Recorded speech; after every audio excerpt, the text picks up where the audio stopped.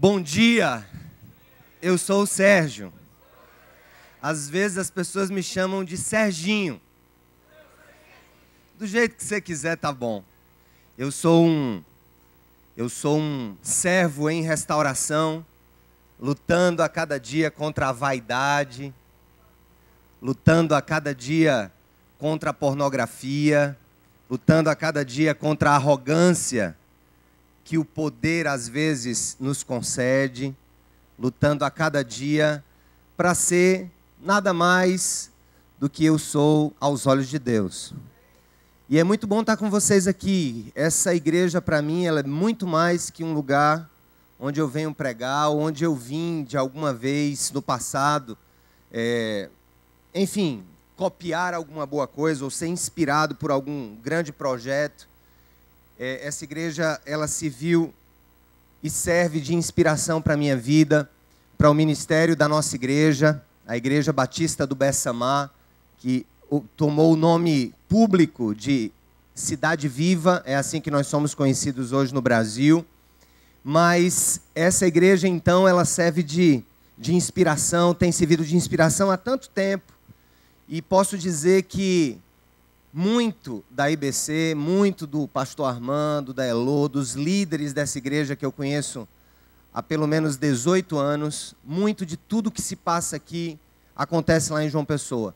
É claro que com as nossas peculiaridades, é claro que com as nossas diferenças sociais, a nossa comunidade, eu vou falar mais dela, mais detalhadamente sobre o que nós fazemos na oficina à tarde, sobre sociedade. Mas é uma comunidade que foi fundada há 11 anos e pouquinho. Há 10 anos começamos o chamado Projeto Cidade Viva, que é um projeto de restauração integral, na compreensão de que não há nada no mundo que não interesse a Jesus. Um homem lá na Holanda, chamado Abraham Kuyper, ele foi o primeiro-ministro da Holanda, e foi também o fundador da Universidade Livre de Amsterdã. Ele, um cristão autêntico, genuíno, chegou a ser presidente daquele país, investiu profundamente em educação. Tem uma frase muito conhecida do Kuyper, que de uma certa forma tem modelado a vida da gente enquanto igreja. Não que ele seja o dono da ideia, mas ele conseguiu pegar toda a ideia bíblica, a ideia do Novo Testamento, e colocar em uma frase. Ele disse: não há 1 centímetro quadrado da existência humana sobre a qual Jesus Cristo não possa dizer: é meu. Isso aqui é meu. Essa vida é minha, esse povo é meu, essa cidade é minha, essa escola é minha, esse governo é meu. A compreensão então de que tudo interessa ao Senhor. Creio que Jesus morreu na cruz, sim, para nos dar a vida eterna, mas Ele morreu na cruz também para mudar as cidades, para redimir os povos, para dar dignidade para as pessoas. O primeiro sermão de Jesus em Nazaré, cidade onde Ele foi criado, é aquele conhecido sermão onde Ele diz: o Espírito do Senhor está sobre mim, e Ele me ungiu para pregar as boas novas aos pobres, para dar vista aos cegos, para libertar os oprimidos. E opressão, gente, não é apenas opressão do diabo. Opressão é a opressão social, é a opressão política, é a opressão caótica nesse mundo que jaz no maligno, mas que pertence a Jesus. Por quem Ele morreu?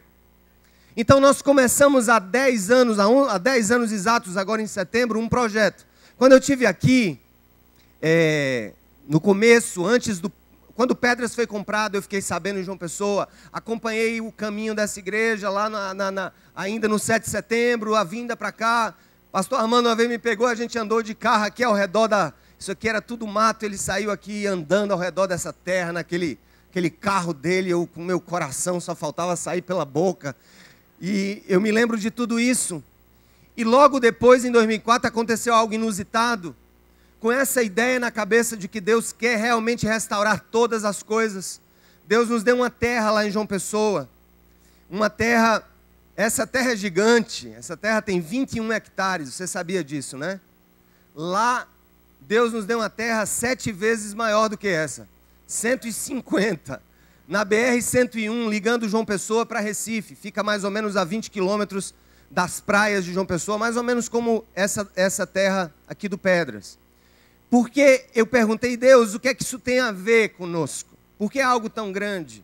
Eu não pedi nada disso, eu nunca, confesso para vocês, nunca idealizei nada com aquela magnitude. E o Espírito Santo me fez uma pergunta muito interessante, daquelas que são irrepetíveis, e eu poderia até dizer intransferíveis.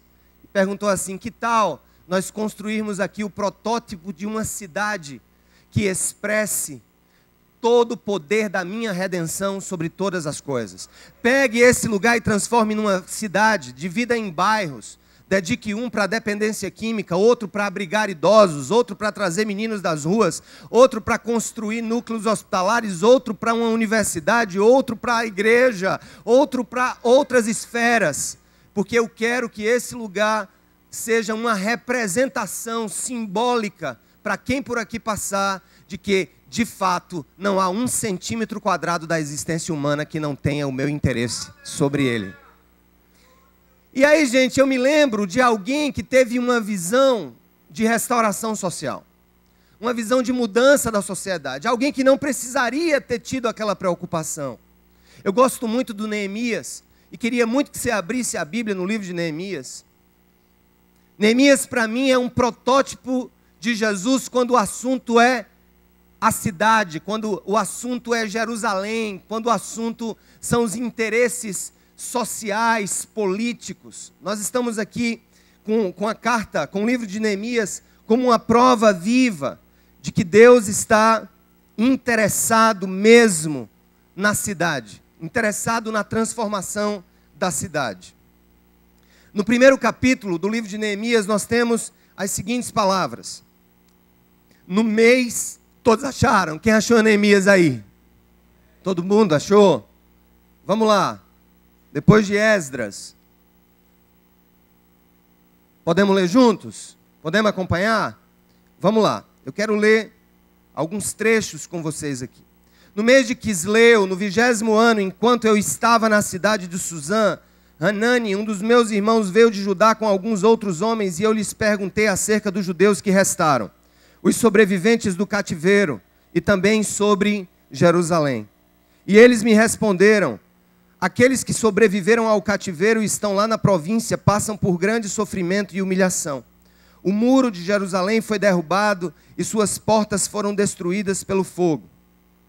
Quando ouvi essas coisas, foi que eu fiz, foi que ele fez, gente. Vamos ler comigo, foi que ele fez quando ouviu dessa desgraça em Jerusalém. Sentei-me e chorei. Passei o dia lamentando-me e jejuando e orando ao Deus dos céus. Ele vê o quadro e passa pela oração. Vai para o 11, pula para o 11. Quero destacar algumas coisas aqui do pensamento de Neemias. No versículo 11 ele diz: Senhor, que os teus ouvidos estejam atentos à oração desse teu servo e à oração dos teus servos que têm prazer em temer o teu nome.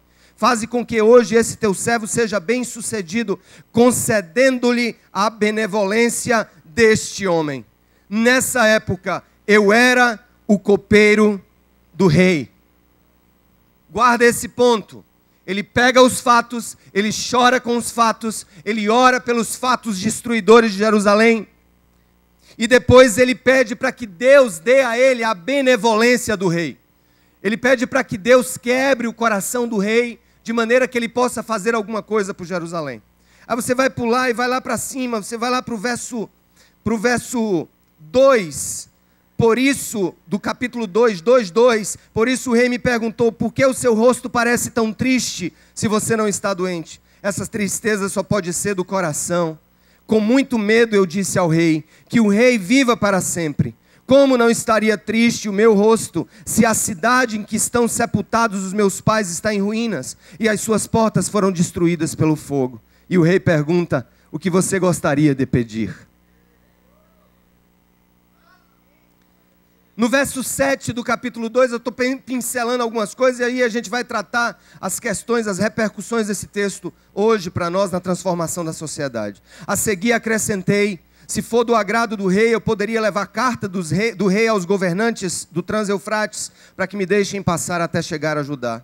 E também uma carta para Asaf, guarda da floresta do rei, para que ele me forneça madeira para as portas da cidadela que fica junto ao templo, para os muros da cidade, para a residência que irei ocupar. Visto que a bondosa mão de Deus estava sobre mim, o rei atendeu os meus pedidos. Com isso fui aos governadores do Trans-Eufrates e lhes entreguei as cartas do rei. Acompanhou-me uma escolta de oficiais e de cavaleiros que o rei enviou comigo.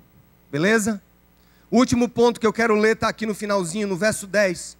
Sambalate, o Horonita, e Tobias, o oficial amonita, ficaram muito irritados quando viram que havia gente interessada no bem dos israelitas. O que é que a gente vê nessa história?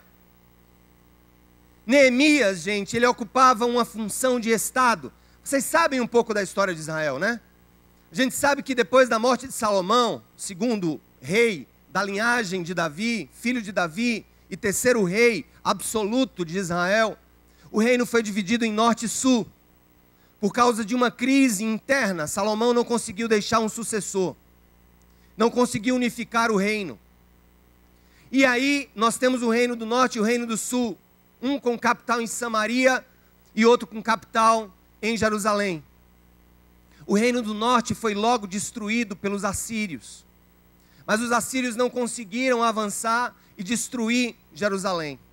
Não conseguiram destruir o reino do sul. Mas lá na frente, Nabucodonosor, ele, de maneira implacável, ele destrói o reino do sul e leva cativos.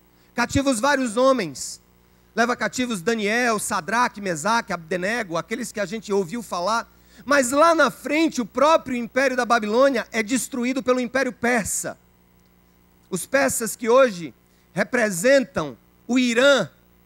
Os babilônios tinham como sede o que representa hoje o Iraque. Depois vem os persas, destroem os babilônios.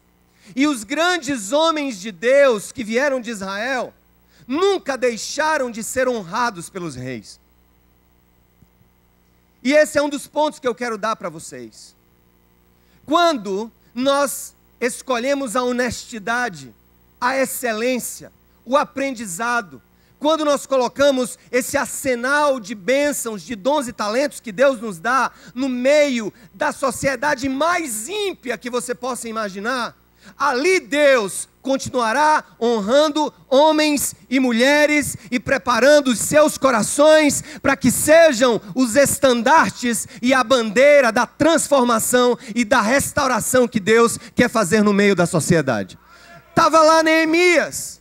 Neemias era copeiro. Aí você diz assim, mas Sérgio, copeiro? Copeiro é uma função tão simples hoje em dia, porque talvez você pense num copeiro em um hotel, no copeiro em uma mansão, ou no copeiro na casa do governador, mas o copeiro nos reinos antigos, meus queridos, não era uma pessoa qualquer, era alguém que tinha a missão, a árdua missão, de provar toda a comida que chegava para o rei, para se certificar de que aquela comida não estava envenenada. Neemias, portanto, era um homem de extrema confiança. Era um sábio, era alguém estudado, era alguém que procurou se exceder nas suas limitações. E ele está lá, no meio da corte. Como muitos de nós hoje estamos no meio da corte. Como muitos hoje estamos na sociedade fazendo coisas importantes, através do nosso negócio, ou na universidade, ou nos debates científicos, filosóficos, o que quer que seja. Neemias estava ali dentro da corte, mas o estar na corte não foi capaz de gelar o seu coração para aquilo que interessa. E o que nós temos visto hoje, gente, não é a falta de cristãos ativos na sociedade, no mercado e no governo. O grande problema, e eu conversava isso com um dos irmãos da igreja que foi me buscar no aeroporto, nós fomos conversar, e eu disse, meu amado, o problema hoje não é falta de profissionais cristãos no mundo, não é a falta de profissionais cristãos com empresa, com dinheiro, com cargos no governo, com cargos públicos. O problema é que a nossa visão é mais ou menos assim. poxa, aquele cara é doutor em física, é professor da UFC. E eu soube que, por acaso, parece até que ele é cristão. Nós temos que inverter as coisas. Neemias inverteu as coisas.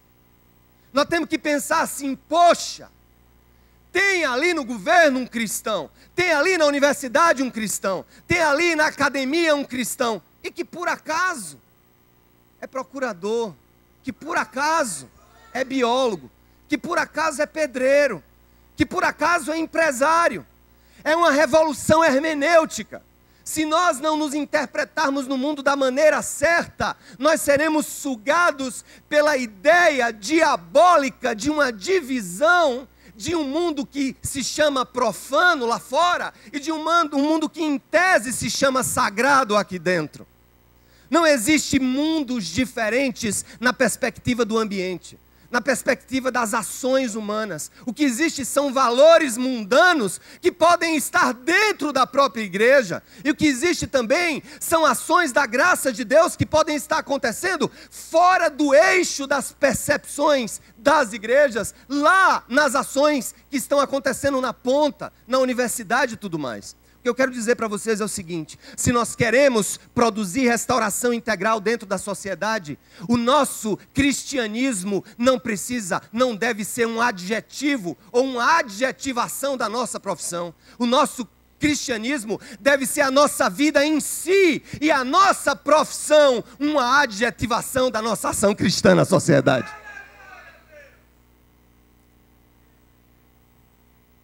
Vocês entenderam mais ou menos? Às vezes eu sou meio confuso. Então Neemias se viu assim, poxa, eu tenho que fazer alguma coisa. E a primeira coisa que ele fez, depois de entender que ele, como membro do povo de Deus, era mais importante do que a função estatal que ele exercia, ele pede informações sobre Jerusalém. Quando se pede informações sobre alguma coisa, nós corremos riscos. Quando nós vamos lá, tirar o que cobre os fatos, a verdade, a realidade em si, nós às vezes nos assombramos com o que vemos. Uma coisa para mim está muito clara, ó. Não há restauração de vida, não há restauração de família, não há restauração de igreja, não há restauração de sociedade, como disse o Neil ontem, o princípio da verdade do que somos. Você nunca vai conseguir restauração se o seu espelho for um espelho côncavo ou convexo. O espelho da tua alma tem que refletir exatamente quem você é. Assim como, gente, a restauração da sociedade passa por perguntas, passa por inquietações. Nós temos que olhar para o mundo ao nosso redor e nos inquietar com os verdadeiros fatos. Neemias perguntou: ô Hanani, me diz uma coisa, como é que está Jerusalém? Fala para mim, vai. Eu estou aqui na corte, não estou sabendo muita coisa do que está acontecendo lá. Me fala o que está acontecendo, me diz o que está acontecendo aqui em Jerusalém. Lá em Jerusalém, aí ele disse: cara, é o seguinte, brother. Olha, quem sobreviveu do cativeiro, que está lá na província, Jerusalém, a Judéia passou a ser uma província da Pérsia. Não tinha mais independência, era uma simples província. Olha, quem está lá na província, o povo passa por grande sofrimento e humilhação. O muro de Jerusalém foi derrubado e as suas portas foram destruídas pelo fogo. Você sabe o que é que representava o muro para uma cidade antiga? Proteção, segurança pública. Era uma cidade continuamente invadida por inimigos, por bestas feras, feras do campo. Eles tinham um problema em Jerusalém de segurança pública. Se você for lá na frente do livro, se você ler o livro todo, quando Neemias enfim termina o muro, ele estabelece algumas regras internas. Ele diz: ó, está proibido de emprestar dinheiro aos irmãos a juros. Havia usura. O próprio povo estava comendo o próprio povo, como dizia o filósofo Thomas Hobbes, o homem, o lobo do próprio homem. Mas, amados, o que me impressiona em Neemias é a capacidade de inquietar-se. Porque nós vivemos em uma sociedade que se interessa o meu sucesso, quando eu o alcanço, eu deixo para lá o que está ao meu redor. Eu sou um privilegiado, meus irmãos, no serviço público. Privilegiado. Ocupei já 3 cargos públicos e mais 2 concursos que eu passei e nem assumi. Já trabalhei na Justiça Federal, já fui auditor do trabalho, mediador de conflitos coletivos, hoje sou procurador. Eu fico pensando, mas talvez quando eu olho para a realidade do meu Brasil, a realidade do meu próprio povo, eu esteja lá naquele pontinho muito pequenininho, naquela estatística dos lordes, dos príncipes. E eu vejo que Neemias não tinha por que estar se preocupando com Jerusalém, porque o bolso dele estava cheio, meu brother. Porque ele estava na corte. Eu que queria, estar na corte. Imagina, salvo se a comida não tivesse envenenada, mas ele comia tudo de bom, ele bebia tudo de bom, ele vestia tudo de bom, ele estava com o cara todo o tempo. Quem é que não gosta de estar com o cara todo o tempo? Quem é que não gosta de estar do lado do Cid? Quem não gosta de estar do lado do Eunício aqui? Do Cássio Cunha Lima na Paraíba? Quem é que não gosta de estar do lado da Dilminha? Da Marina? Do Eduardo? Do presidente do Supremo? Quem é que não gosta? O problema é que Deus está botando o seu povo no poder, em várias esferas de poder, e eles estão sendo não envenenados pela comida, mas envenenados pelo próprio poder, e eles não olham para aqueles que não alcançaram o que eles alcançaram. E Neemias não tinha nada para ser inquieto, a não ser a percepção de que existe um mundo fora do meu próprio mundo. Um mundo acontecendo fora do meu mundo. Gente, tem um mundo acontecendo fora do nosso mundo toda hora. Tem milhares de jovens morrendo no Brasil por causa do tráfico. E tem milhares de pessoas que estão sem acesso a uma educação de qualidade, por exemplo, por causa da corrupção do Brasil. Você está achando que Marina vai mudar alguma coisa se for eleita? Você está achando que Dilma vai mudar alguma coisa se for eleita? Você está achando que o Aécio vai mudar alguma coisa que for eleita? Não, já se disse uma vez, o problema do Brasil é a sua matéria-prima, e a matéria-prima de um país é o seu povo. Se o seu povo não muda, se o seu povo não é empoderado pelo Espírito para mudar, não serão os governantes que irão fazer. Quem foi acudir Jerusalém não foi o rei. Quem foi acudir Jerusalém foi o servo do rei.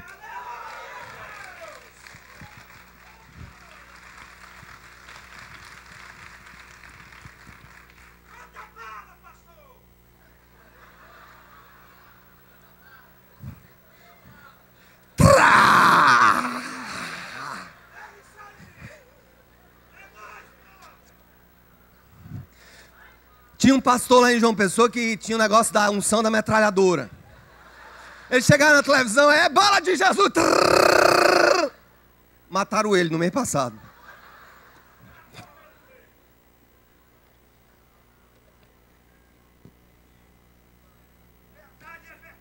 Repita comigo.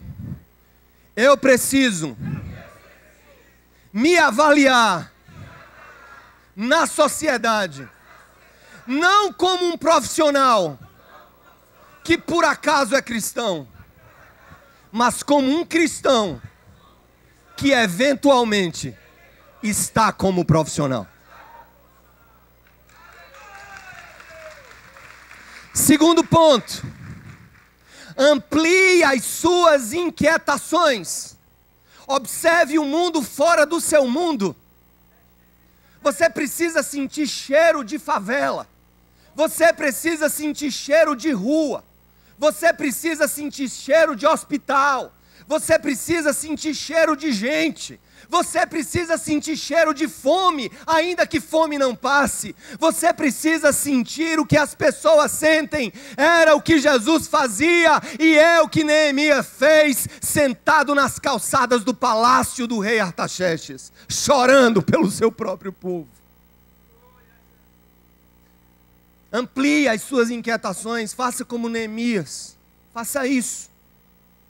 E aí, gente, lá na frente, outras coisas me impressionam. Outras coisas me impressionam. É a maneira como a sua inquietação passa a ser o seu combustível. Olha. Você nunca mudará aquilo que não te incomodar. Tá certo? Você nunca mudará aquilo que antes não te incomodar. É o caso daquele cara que vive com a esposa, né? É aquele cachorrão, aquele jumento batizado, coiçudo, que trata mal a esposa, que está por cima da carne seca, que está ali na gerência dos sentimentos e, enfim, das dores daquela casa. Quando de repente a esposa resolve deixá-lo, né? Ele começa a se incomodar, né? Ele começa a pensar em mudar, né? É quando o cara está na dependência química, que por enquanto é tudo muito massa. Eu também fui consumidor de maconha na minha adolescência, na minha juventude, loló, clorofórmio. Eu não cheguei ao ponto de que aquilo me incomodasse para eu mudar. Eu não sei o que é isso, porque o Senhor me tocou antes que eu precisasse me incomodar com aquele pecado que me matava. Mas escute, ninguém muda aquilo que não o incomoda. Quando você começar a se incomodar, aquilo passa a ser o teu combustível. Olha mesmo, olha o que é que ele diz. Abre comigo, Neemias capítulo 2, no verso 2. Aliás, no verso 3. 2, verso 3. Vamos ler comigo. Eu quero ver a igreja aqui comigo. Vamos lá. Eu disse ao rei. O que foi que ele disse ao rei? Que o rei viva para sempre. Como não estaria triste o meu rosto, se a cidade em que estão sepultados os meus pais está em ruínas, e as suas portas foram destruídas pelo fogo. Sabe o que é que você tem que fazer? Como não poderia estar triste o meu rosto, se essa terra chamada Brasil, onde Deus me escolheu para morar, está se derretendo na corrupção?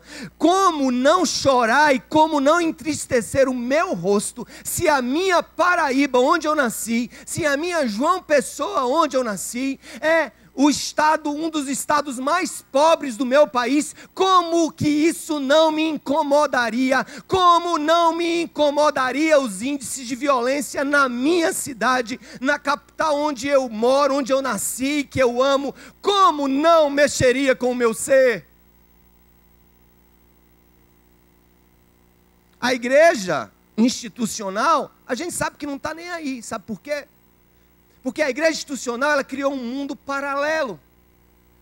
Ela criou um planeta Marte gospel, que o cabo é salvo e faz e cai lá em Marte. E ali é tudo muito bem, ali é tudo muito bom, ali é tudo muito lindo. Como disse o Niel, não há problema, sabe, está todo mundo muito bem, está todo mundo muito feliz, mas essa não é a vida. Assim como a verdade do meu ser no espelho é o início da restauração da minha alma e do meu ser pessoal, eu preciso olhar com os olhos de Neemias a minha cidade, o meu bairro. Foi o que Jesus fez no Monte das Oliveiras. Ele sentou lá e fez o quê? Neemias não foi o único que chorou por Jerusalém, não. Jesus chorou por Jerusalém, meu amigo, ao ver a iniquidade do seu próprio povo, dos seus próprios líderes. E eu penso que Jesus está chorando pelo Brasil. Jesus está chorando por esse povo. Jesus está chorando pelas favelas do Rio de Janeiro. Jesus está chorando por aquelas crianças descalças que não conseguem ir para a aula porque precisam catar lixo. Jesus está chorando por eles sim, não está chorando apenas pela alma deles. Não sejamos gnósticos. O homem que Jesus salvou é corpo, alma, espírito, intelecto, vida, profissão e tudo que em nós há. E Jesus está chorando sim, e Ele quer dizer para a igreja: chora por esse povo, chora por tua cidade, chora pelas iniquidades rampantes.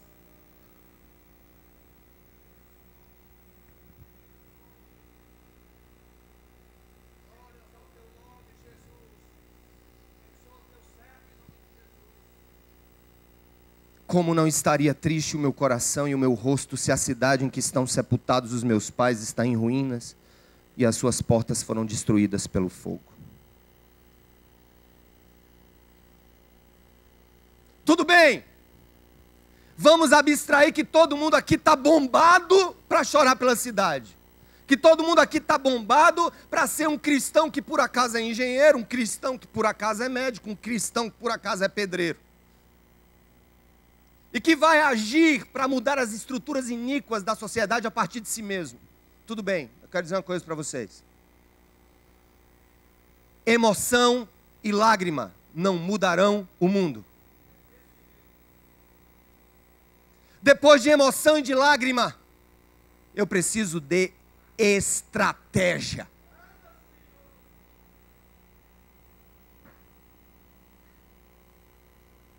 Hoje,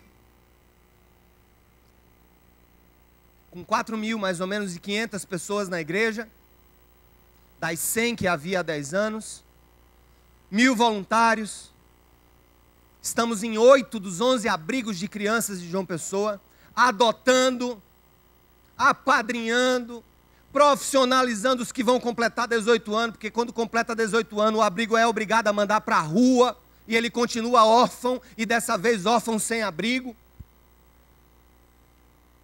Estamos nos presídios, estamos nas escolas públicas, temos uma escola que pretende ser padrão de educação integral na Paraíba. Estamos trabalhando com rua, temos casas de recuperação de dependência química, temos os nossos projetos de restauração, aqui é o Celebrando Restauração, lá é o Corredor da Vida. Estamos mexendo com isso, com todas essas coisas. Mas uma coisa disse Deus ao meu coração logo no início: meu filho, não haja como tolo. Você tem que ser simples como as pombas, mas você tem que ser prudente como as serpentes. Porque essas cobras que estão no poder, elas são prudentes. E vocês precisam ser prudentes. Busquem excelência. Busquem se cercar de tudo aquilo que o direito lhes concede.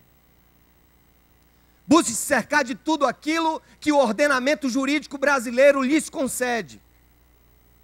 Procurem legalizar as suas ações. Procurem ter auditorias das suas ações. Procurem ser também exemplo de estratégia de gestão. Aí você diz: mas peraí, você está dizendo isso por quê? Neemias não foi lá? Ele não só foi lá e reuniu o povo? Ele buscou estratégias e legalidade diante do ordenamento jurídico da Pérsia. Olha o que é que ele faz no capítulo 2. Olha o que é que ele faz no capítulo 2, verso 7. Olha o que é que ele diz ao rei no verso 7 do capítulo 2. Rei, se for do teu agrado, eu poderia levar cartas do rei, olha aqui, decretos, aos governadores do Trans-Eufrates, para que me deixem passar até chegar a Judá. Ele diz: mas também uma carta para Asaf, que guarda a floresta do rei. Talvez Asaf fosse o ministro do meio ambiente, fosse a marina lá da Pérsia. Manda uma carta para o Asaf, porque eu vou precisar de árvore para fazer o muro e também para fazer as portas. Que o senhor me dê uma autorização para eu poder passar lá no Asaf e pegar madeira. Aí ele diz assim também, ó, o que ele diz mais? fica junto ao templo para os muros e para a residência. Visto que a bondosa mão de Deus estava sobre mim, o rei atendeu os meus pedidos. Com isso fui aos governadores do Transeufrates e lhes entreguei as cartas do rei. Acompanhou-me uma escolta de oficiais do exército de cavaleiros que o rei enviou comigo. Ele não dá detalhes do que aconteceu, gente, mas ele enfrentou a burocracia. Ele quis legalizar-se. Ele quis se estruturar para entrar na sociedade. Nós tínhamos um trabalho nos presídios de João Pessoa, mas, gente, você não sabe a agonia que estava. A gente entrou no presídio feminino e a gente começou com um trabalho, sabe de quê? Um trabalho de advocacia voluntária. Descobrimos que o que tinha de preso com pena vencida e que a Defensoria Pública do Estado não conseguia dar conta e soltar, comecei a reunir pessoas da igreja, advogados da igreja. A minha profissão ajudou muito nisso. E eles foram para o presídio, fizemos um acordo com o juiz da vara de execução penal para analisar o crime, analisar a possibilidade de progressão de pena, analisar inclusive possibilidade de soltura mesmo, de relaxamento, ou enfim, gente que já tinha cumprido a pena, estava preso. Vamos lá. E a gente tinha esse problema, porque mudava a diretoria de presídio, porque lá não sei o que é isso, que muda a diretoria de presídio, lá é um negócio fora de série. E um gostava de mim, outro não gostava, um gostava, outro não gostava, um gostava. E eu comecei a orar, Senhor, nos dá uma autonomia maior para a gente não depender desse povo. Estávamos lá nesse trabalho com o juiz de execução penal, que foi muito amigo nosso, um trabalho de formiguinha que ninguém estava vendo. A gente lá, ó, estagiários e advogados, dentro da vara de execução, processo por processo, processo por processo, processo por processo. E Deus mandou uma comissão do Conselho Nacional de Justiça, que é o órgão que gerencia toda a justiça do Brasil agora, com as alterações da Constituição. E veio o ministro Gilmar Mendes na época, era o presidente do Supremo Tribunal e também presidente do Conselho. Que foi que o Gilmar veio a conhecer? O trabalho que estava acontecendo na vara. E o juiz disse, quem é que está fazendo isso? É o pessoal de uma fundação aí, ligada a uma igreja aí. Eles estão ganhando quanto com isso? Estão ganhando nada, 0 de juros. Ganhando nada. É mesmo, rapaz, que coisa boa. E eles estão fazendo esse trabalho? Estão fazendo esse trabalho. Poxa, nós também temos um trabalho desse de advocacia voluntária e vamos fazer um mutirão. Resultado. Soltamos 700 presos. 700 na Paraíba. 700. Aí Gilmar disse, eu quero assinar um convênio com esses meninos aqui. Vamos assinar um convênio. Assinamos um convênio com o Conselho Nacional de Justiça. Já passou Gilmar. Já passou o Joaquim. Já está o Lewandowski. E o convênio ainda está em pé. Entra governador, sai governador, entra secretário de política penitenciária, sai secretário de política penitenciária, sai diretor de presídio, entra diretor do presídio, e a cidade viva está lá, e ninguém toca nela, porque além de lágrimas, teve também estratégia.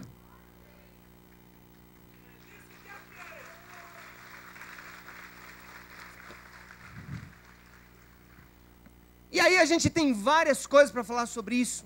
Esse ano saiu a declaração de utilidade pública federal da Fundação. 6 anos de existência, conseguimos a declaração. Isso nos abre portas. E eu vou dizer uma coisa para vocês, irmãos. Palavras que eu ouvi ontem na plenária. Que o dinheiro de Deus está na mão do mundo, no bolso do mundo. Está lá. E o que eu ouço sempre as pessoas dizerem assim, não tem dinheiro, eu não consigo fazer. Deixa eu dizer uma coisa para você.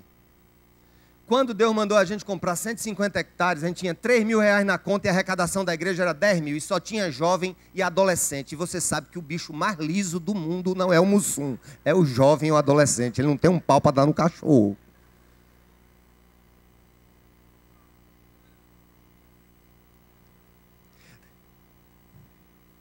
Dinheiro de Deus corre atrás de corações que queimam pelo mundo e de estratégias que destroem os argumentos do diabo. Aí o dinheiro vai atrás. Antes eu ficava assim, Senhor, manda mil reais, manda 2.000 reais. Eu vou só dar um exemplo para vocês. Mês passado, um órgão público muito importante me convidou para fazer um projeto para a Paraíba toda, fundação. Fui com o secretário executivo. Eu disse, olha, tenho aqui 2,5 milhões para lhe dar, para você fazer esse projeto.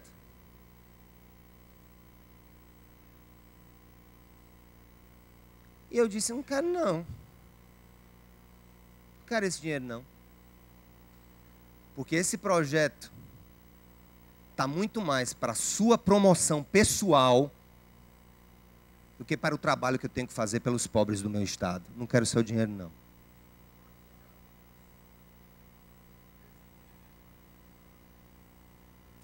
Amados, tudo começa com a revolução hermenêutica da sua posição no mundo. Lembre-se disso, sai daqui cravado. Se não me lembrar de mim, da minha cara, do meu riso, de nada, lembre disso. Eu não sou um profissional que por acaso é cristão. Eu sou um filho, uma filha, um servo, uma serva do Deus vivo, que por acaso está naquela posição para fazer a vontade do meu Deus. Mude isso na sua cabeça. Segundo, chore pelo seu povo. Chore pela sua cidade. Chore pela iniquidade que toma conta do Brasil. Terceiro, ore pela sua cidade. Ore muito pela sua cidade. Quarto, deixe que essa inquietação seja o combustível da sua ação, porque você não vai mudar nada que não te incomode. E finalmente, seja sábio. Use estratégias sábias para fazer a vontade de Deus acontecer. Porque o reino já começou. Que o Senhor te abençoe a tua vida.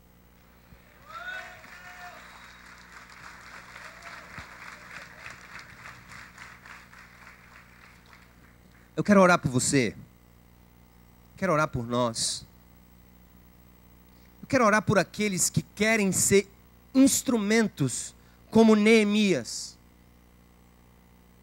para mudar Fortaleza, para mudar o Ceará, para mudar o Brasil. Eu quero orar por aqueles que querem, na intrepidez do Espírito Santo, fazer aquilo que com certeza não fariam se Deus não tivesse no negócio. Se você quer se colocar nas mãos do Senhor, Senhor, me usa na minha cidade, no meu bairro, me usa na minha igreja, me usa enfim, no meu bairro ali, na minha rua, na minha repartição. Vem aqui para frente.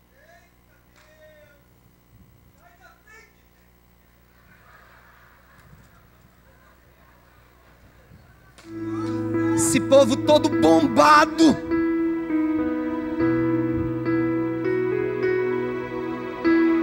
Agora comece chorando por Fortaleza. Comece chorando pelas favelas do Brasil.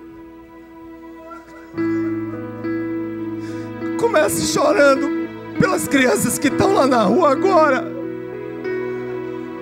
Comece a chorar porque no Brasil, que mude isso, só quem vai para a cadeia é pobre.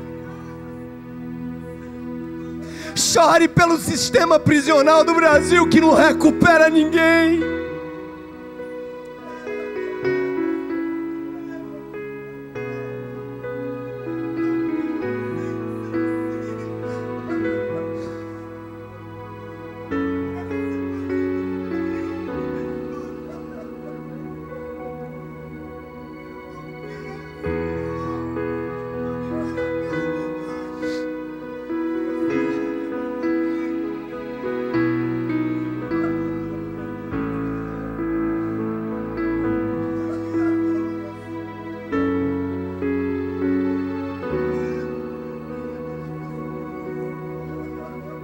Espírito do Senhor está presente para consolar. É Deus com a gente exalando vida. Forças para caminhar. O Espírito está presente para consolar. É Deus com a gente exalando vida. Forças para caminhar.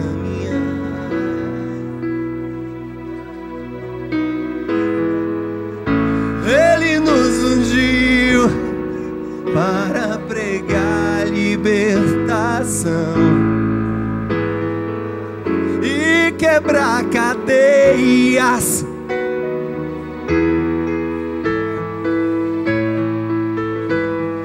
E anunciar o ano aceitável do Senhor, a fim de que se chamem, a fim de que se chamem, a fim de que se chamem.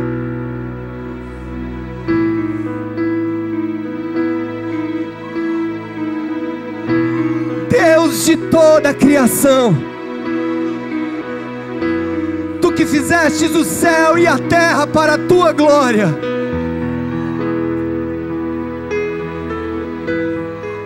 o Teu projeto para a humanidade começou num jardim.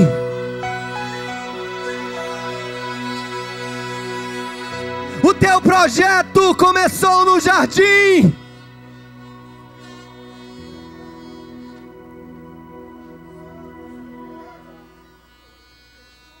E terminará numa cidade restaurada.